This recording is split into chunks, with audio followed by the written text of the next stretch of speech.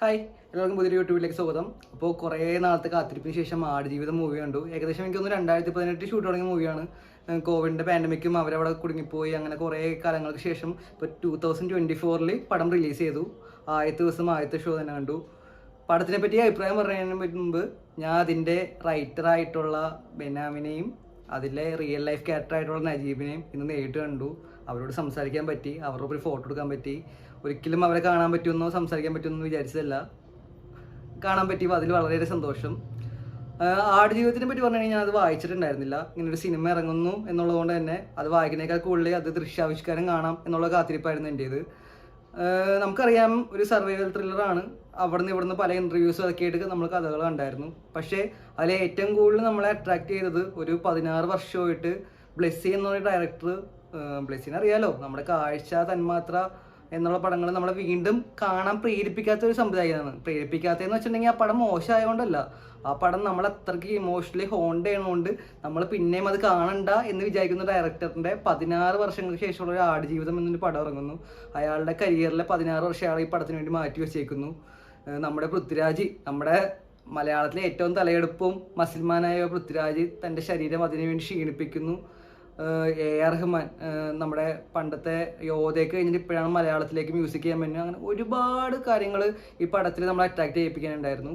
അങ്ങനെ ഏറെ കാത്തിരിപ്പുകൾക്കും എല്ലാത്തിനും ഒടുവിലായിട്ട് പടം റിലീസ് ചെയ്തു. പടം കാണിക്കുമ്പോൾ കണ്ടപ്പോൾ എനിക്ക് തോന്നിയെന്ന് വെച്ചിട്ടുണ്ടെങ്കിൽ ഇതൊരിക്കലും ഒരു മലയാള സിനിമയായിട്ടോ ഒരു ഇന്ത്യൻ സിനിമയായിട്ടോ കമ്പയർ ചെയ്യാൻ പറ്റില്ല. ഒരു ഹോളിവുഡ് ലെവൽ മേക്കിംഗ് ആണ്. അതായത് ഹോളിവുഡിന് മലയാളത്തിൻ്റെ വക ഞങ്ങളും കൂടി ഉണ്ടല്ലോ എന്നൊരു സംഭാവനയായിട്ടാണ് ഈ സിനിമ. ആ രീതിയിൽ ഒരു ക്ലാസിക്കൽ ഐറ്റമാണ് എടുത്തു വച്ചേക്കുന്നത്. അതിൽ ഏറ്റവും എനിക്ക് ഹൈലൈറ്റ് ആയിട്ട് തോന്നുന്നത് പൃഥ്വിരാജ് എന്നുള്ള നടൻ്റെ ഡെഡിക്കേഷനാണ്. അതിന് അവാർഡുകളൊന്നും കിട്ടിയാൽ പോരാ. ഇതിൽ പുള്ളി ട്രാൻസ്ഫോം ചെയ്യുന്നു 30 കുറച്ചതൊക്കെ എല്ലാവരും കേട്ടിട്ടുണ്ടാവും. പക്ഷേ ഒരൊറ്റൊരു സീനുണ്ട് പുള്ളിയുടെ ബോഡി കാണിക്കുന്നത്. അതിൽ അക്ഷരാർത്ഥത്തിൽ ഞെട്ടിപ്പോയി. എന്താണ് ചെയ്യുന്നത്? നമ്മളിപ്പോൾ ഇതിനു മുമ്പ് ഈ പടത്തിൽ വിക്രം ബോഡി ട്രാൻസ്ഫോം ചെയ്തിട്ട് ഞാൻ കണ്ടായിരുന്നു, ക്ഷീണിച്ചിട്ടുണ്ടായിരുന്നു. നമ്മൾ അത് കാണുമ്പോൾ നമുക്ക് മനസ്സിൽ വിഷമം വരും. പക്ഷെ അതൊരു ഫിസിക്കൽ ഫിറ്റ് ആയിരുന്നു. ഒരു ആബ്സ് വന്ന് മസിൽ കുറഞ്ഞ് അങ്ങനെ. പക്ഷേ പൃഥ്വിരാജിൻ്റെ ബോഡി കാണുമ്പോൾ ഒരാൾ ശരിക്കും ക്ഷീണിച്ച മാതിരി. അതായത് നമ്മുടെ വയറ്, ഒരു നല്ല വയറുള്ള വ്യക്തിയുടെ വയറ് ഒതുങ്ങി കഴിയുമ്പോഴേക്കും ആബ്സ് അല്ല, അവിടെ സ്കിന്നിങ്ങനെ തൂങ്ങി കിടക്കുക, അരവണ്ണൊന്നും ഇല്ലാതെ. പുള്ളി ഇതിനു വേണ്ടി കാണിച്ചേക്കുന്ന ഡെഡിക്കേഷൻ നമുക്കൊന്നും പറയാൻ പറ്റില്ല. അത്ര അടിപൊളിയായിട്ടാണ് പുള്ളി ആ ഡെഡിക്കേഷനും ആ ഒരു നമുക്ക് പടത്തിൽ ഞാനൊരു ഏതൊരു ഫേമസ് റിവ്യൂർ പറഞ്ഞിട്ടുണ്ട് പുള്ളി കൺസിസ്റ്റൻസി ഇല്ല എന്ന് പടം ചെയ്യണമെങ്കിൽ. പക്ഷേ പൃഥ്വിരാജിനെ ഒന്നും നമ്മൾ വിലയിടാറായിട്ടില്ല. ഈ പടത്തിൽ നമുക്ക് പൃഥ്വിരാജ് എന്ന് പറഞ്ഞാൽ ആളെ കാണാൻ പറ്റില്ല. പുള്ളി ചെയ്യുന്ന മേക്കപ്പ് ആയിക്കോട്ടെ, അഭിനയം ആയിക്കോട്ടെ, പുള്ളിയുടെ ഡബ്ബിങ് ആയിക്കോട്ടെ, നജീബിൻ്റെ ഒരു കറക്റ്റ് രൂപം തന്നെയാണ് നമ്മുടെ മുമ്പിൽ വന്നത്. കാരണം നജീബിനെ നേരിട്ടേണ്ടതാണ്. ആ കണ്ണുകൾ പോലും പൃഥ്വിരാജിൻ്റെ കറക്റ്റായിട്ട് വന്നിട്ടുണ്ട്.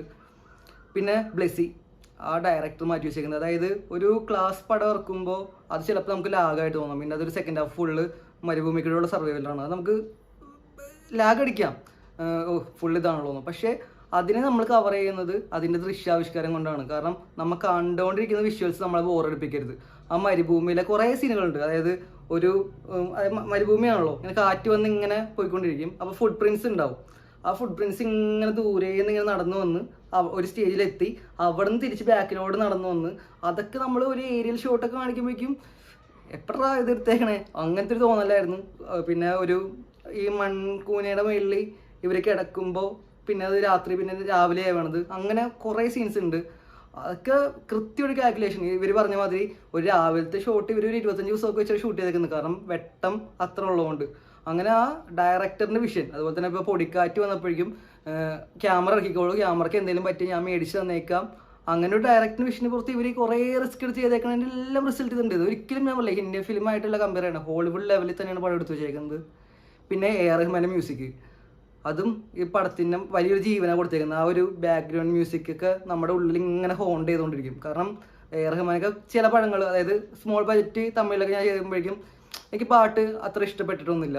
പുള്ളി എന്തിനാ ചെയ്തേക്കുന്നത്, അതിൻ്റെ ആവശ്യം ഉണ്ടായിരുന്നില്ല വേറെ ആരെങ്കിലും ചെയ്യിപ്പിക്കുന്നത്. പക്ഷേ ഈ പടത്തിൽ പുള്ളി അതിനോട് 100% നീതി പുലർത്തി തന്നെയാണ് മ്യൂസിക് ചെയ്തേക്കുന്നത്. റഹ്മാനെ പറ്റി സംസാരിക്കാൻ ഞാൻ ആരുമല്ല. പക്ഷേ ഈ പടത്തിൻ്റെ ഓരോ പ്രൊമോഷനിലും ഓരോ ഇൻ്റർവ്യൂസിലൊക്കെ പുള്ളി വന്ന് പുള്ളിയുടെ പടം ഇത് കണ്ട് പുള്ളി അവിടെ മരുഭൂമിയിൽ പോയിട്ട് ഷൂട്ടിങ്ങിനൊക്കെ കൂടെ നിന്നു. ഒരു പാട്ട് പെരിയോനെ എന്നുള്ള പാട്ട് പുള്ളി തന്നെ കൊറിയോഗ്രാഫി ചെയ്തിട്ടുണ്ട്. അതൊക്കെ അടിപൊളിയായിരുന്നു. പിന്നെ ഇതിൻ്റെ അകത്ത് പൃഥ്വിരാജിനെ പോലെ തന്നെ അഭിനയം നിൽക്കുന്നതിന് പൃഥ്വിരാജിൻ്റെ കൂടെ കോവർക്കറായിട്ട് വന്നേക്കുന്ന ഒരു വ്യക്തിയുണ്ട്, ഗൗതമോ ഗോകുൽ അങ്ങനെ എന്താണ് അവൻ്റെ പേര്. അവനും ഈ പൃഥ്വിരാജ് എടുത്തേക്കണം അതേ എഫേർട്ട് അവൻ്റെ ഡെഡിക്കേഷനും ബോഡിയിലും എല്ലാത്തിലും അവൻ കാഴ്ചവെച്ചിട്ടുണ്ട്. പൃഥ്വിരാജിനേക്കാളല്ല, പൃഥ്വിരാജിനൊപ്പത്തിലുള്ള പെർഫോമൻസ് തന്നെ അവനും കാഴ്ചവെച്ചിട്ടുണ്ട്. പിന്നെ റെസ്ക്യൂ ചെയ്യാൻ വേണ്ടി ഒരു ആഫ്രിക്കക്കാരനായിട്ട് വരുന്ന ഒരു വ്യക്തിയുണ്ട്, പുള്ളിയും നല്ല രീതിയിൽ ചെയ്തിട്ടുണ്ട്. പുള്ളി കഥ വായിച്ചവർക്ക് അറിയാം, പുള്ളിയാണ് ഇവരെ ഒരു പരിധിവരെ സഹായിക്കുന്നത്. പിന്നെ ഇതിൻ്റെ അകത്ത് അഭിനയിച്ചിരിക്കുന്ന അറബി ആയിട്ട് അഭിനയിച്ചിരിക്കുന്ന ആൾക്കാരൊക്കെ പുള്ളി പറഞ്ഞ മാതിരി പുള്ളിനോട് നമുക്ക് ദേഷ്യം തോന്നും, നമുക്ക് ഇയാളെ കൊന്നിട്ട് വന്നൂടെ എന്നൊക്കെ തോന്നും. ആ രീതിയിൽ നമ്മളെ വെറുപ്പിക്കാനായിട്ടുള്ള അഭിനയം പുള്ളിയും വെറുപ്പിക്കാന്ന് മീൻസ് നമുക്ക് ഇഷ്ടപ്പെടില്ല, എന്തറബിയാണെന്ന് വിചാരിക്കുന്ന രീതിയിൽ പുള്ളിയും ചെയ്തിട്ടുണ്ട്. പിന്നെ അമലാപോള് പിന്നെ നാട്ടിൽ അമ്മയായിട്ട് അഭിനയിക്കുന്ന എൻ്റെ പേരല്ല, നമ്മുടെ വിനു മോഹൻ്റെയൊക്കെ അമ്മ, അവരൊക്കെ ചെറിയ റോളാണെങ്കിലും നല്ല ഡീസൻ്റായിട്ട് ചെയ്ത് വെച്ചിട്ടുണ്ട്.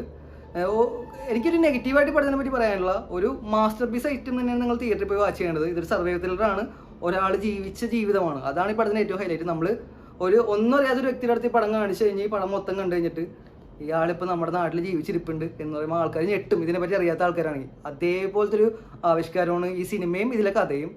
അപ്പോൾ ആരും ഇത് വെയിറ്റ് ചെയ്യേണ്ട, തിയേറ്ററിൽ പോയി തന്നെ കാണാം, ഒരിക്കലും നിങ്ങൾക്ക് നഷ്ടമാവില്ല, നിങ്ങളുടെ ലൈഫ് ടൈം എക്സ്പീരിയൻസ് ആണ്. കാരണം നമ്മളൊരു മലയാളി എന്ന നിലയിൽ നമ്മൾ ഏറ്റവും കൂടുതൽ സപ്പോർട്ട് ചെയ്യേണ്ട ഒരു പടമാണ്. നമ്മുടെ മലയാളത്തിൻ്റെ കഥയാണ്, നമ്മളവിടെ കേട്ടതോ കണ്ടതോ അങ്ങനത്തെ അല്ല, നമ്മുടെ മലയാളത്തിൽ കേരളത്തിൽ ഇപ്പോൾ ജീവിച്ചിരിക്കുന്ന ഒരു വ്യക്തി ഒരു അന്യനാട്ടിൽ പോയിട്ട് അനുഭവിച്ച ദുരിതം, അതിൻ്റെ ചലച്ചിത്രാവിഷ്കാരമാണ് ഈ പടം. അപ്പോൾ കാണാത്തവർ എന്തായാലും തിയേറ്ററിൽ പോയി കാണുക, നിങ്ങളുടെ അഭിപ്രായങ്ങൾ കമൻറ്റ് ചെയ്യുക. അപ്പോൾ അടുത്ത വീഡിയോ ആയിട്ട് കാണുന്നവരെ എല്ലാവർക്കും ബൈ ബൈ.